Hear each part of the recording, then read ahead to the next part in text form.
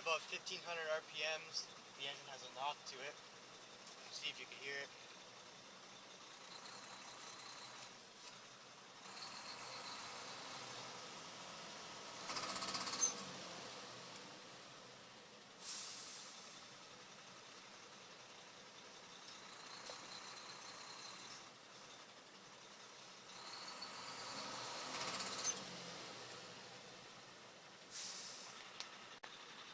Pretty sure it's an injector leaking.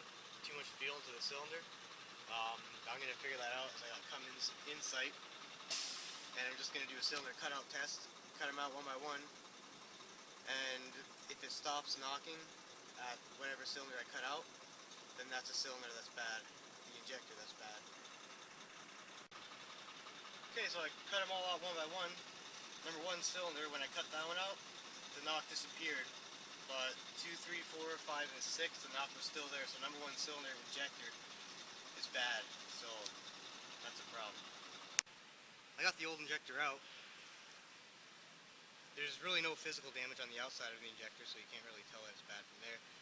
But it's leaking.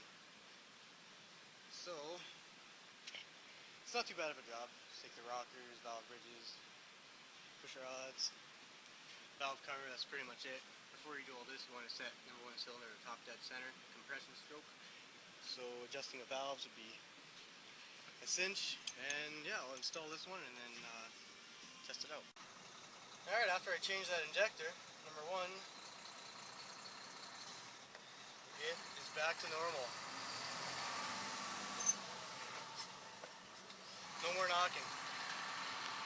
So it's leaking fuel out of the injector, causing it to knock.